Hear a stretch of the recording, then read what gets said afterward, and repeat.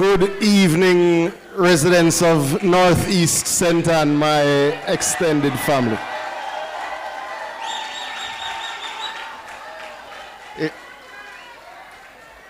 It is always a joy to be with you, but I want to thank you firstly for your hospitality to my colleague ministers and friends who are here with us. Indeed, allow me to acknowledge Minister Nestor Morgan, Minister Floyd Green, Minister Dana Dixon, and indeed the man himself, Minister Edmund Bartlett. Allow me also to acknowledge my team, His Worship the Mayor, Councillor Michael Bell-Navis, Councillor Dallas Dickinson, Councillor Geneva Gordon Bailey, a.k.a. Miss D, and of course, Councillor Ian Isaacs. Allow me to also acknowledge you who have journeyed from near and far to have a very active and strong discussion about where Jamaica was, where Jamaica is, and where Jamaica will be based on the significant work, the heavy planning, and the heavy investment being made in your future because we collectively have chosen Jamaica. Now, I don't want my colleagues to mistake the warm welcome that you have given them for weakness, because Northeast Center people take them business very seriously, ladies and gentlemen on the platform. So, I assure you, the warm welcome is not to be mistaken for no serious questions coming, because I see a lady behind the cameraman by the name of Claire, and I see her make a whole heap of notes and I line up for ask questions. I see people in the gallery, I write down notes and I line up for ask questions. I see Deputy Mayor lining up for ask some questions because I know some particular issues in his division. Senton people not play, them very active and strong, and them very focused on their future prosperity and the future for their children. But what I do hope is that it is understood for those who are here with us and those who are listening on radio and those who are following us online, that this Choose Jamaica Forum is indeed a serious discussion that is being facilitated for you to ask your questions, for you to hear of the plans and to understand where there are challenges and what is to come. Because we don't intend to sugarcoat anything. We're telling you as it is. We're telling you what we're doing now and what we're going to do tomorrow and how it is going to benefit you.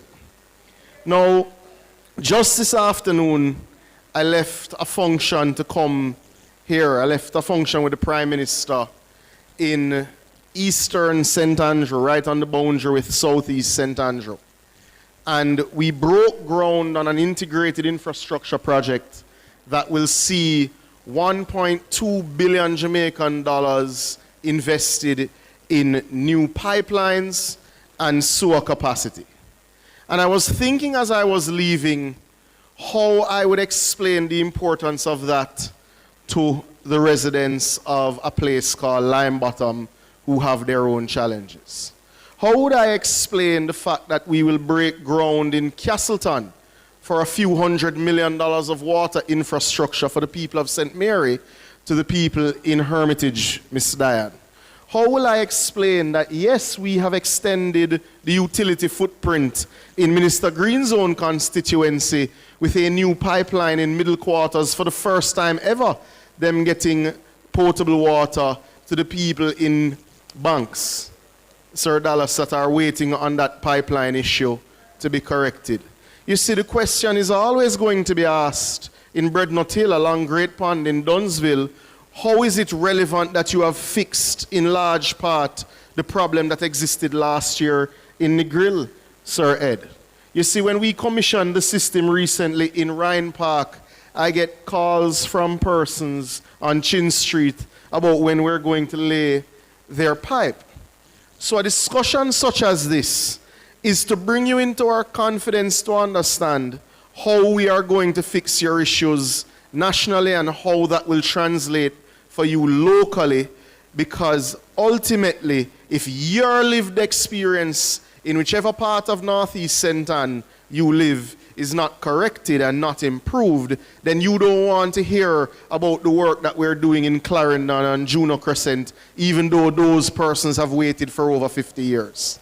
So, ladies and gentlemen, I hope you will allow me to have a brief 10-minute discussion, because I'm not going to cut into Minister Bartlett's time. You see me all the time, but certainly I believe there are some things that need to be understood as it relates to water, the environment, and climate change's impact on both. Minister Green told you, and you all know, certainly you feel the heat here tonight. The climate has changed. Ultimately, Jamaica is on the front lines of the climate crisis. Now, what does that mean? In 2022, Jamaica experienced its worst drought statistically ever. In 2023, we then experienced our third worst drought statistically ever. Last year, though, nationally we didn't experience the worst drought. Negril to Trelawney experienced its worst drought at a parish level. And then in the very same year, we all remember Hurricane Beryl with a Category 5 storm affecting us in June. We remember Tropical Storm Raphael inundating us within the same year. But what's often not discussed is that in 2023, Jamaica experienced its hottest day in June ever. The same winter, we had some of our coldest temperatures ever recorded in Jamaica. So the weather patterns have changed. Now that makes water supply very, very difficult, because your weather patterns are no longer as predictable as they once were. And you can't out-invest the weather, but you can out-invest the fact that for 40 to 50 years in Jamaica, we did not invest in our water distribution systems. There are too many Jamaicans that will tell you their grandmother didn't have potable water, their parents didn't have potable water, and now that they're getting older, they don't want to die and they don't want to retire in a particular area because it doesn't have potable water yet. It is why I have been proud over the last 3 years, colleague ministers, executive of Northeast St. Ann Friends, to work on a team that has improved water distribution to 150,000 Jamaicans.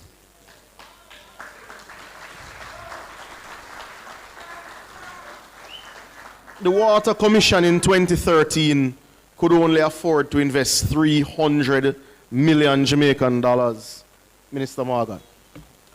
300 Jamaican million dollars can't fix the problem in Breadnut Hill. And that's what they did for the entire country in the year of 2013. But I don't like to look in the rearview mirror. I like to look ahead for where we are going.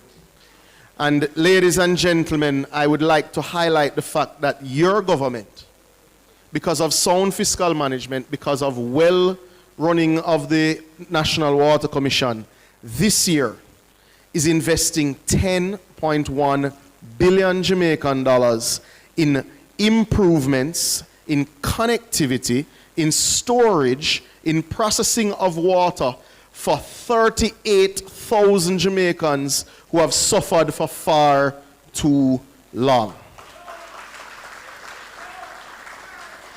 And that is in addition to 92 million US dollars that is being spent without the government borrowing a dollar in Content St. Catherine to finally once and for all resolve the water issues in Spanish Town, Portmore, and Kingston and St. Andrew. But I always say, what about me? The communities ask, what about my community?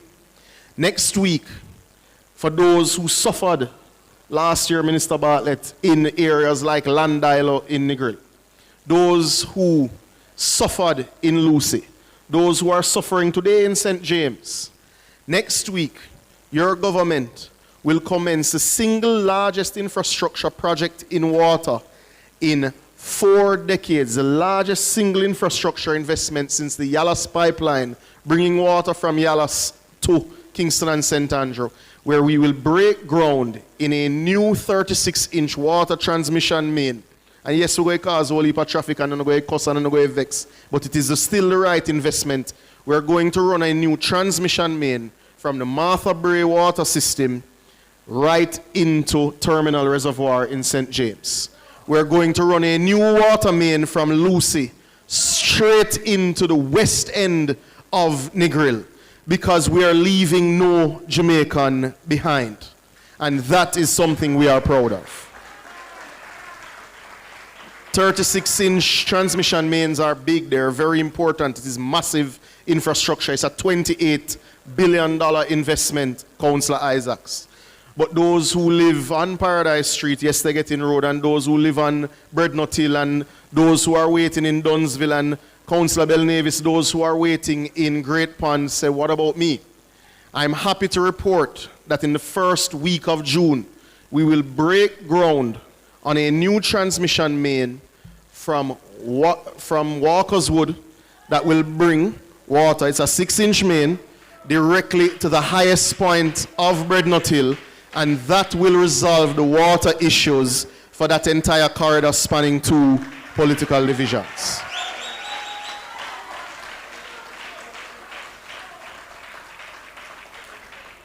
Minister Green, in the same way, we are nearing completion in a place called Slipe, and I'm sure, I know St. Elizabeth people never hear about a meeting yet and don't listen.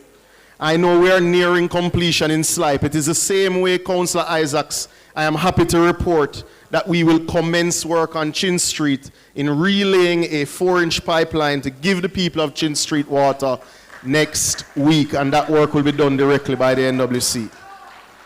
It's the same reason I'm excited to break ground in 2 weeks on ferry to Rock Pond. Now, anybody who have family, cousin, girlfriend, boyfriend in St. Andrew who live in Red Hills knows that Red Hills people have water problem for as long as I've been alive.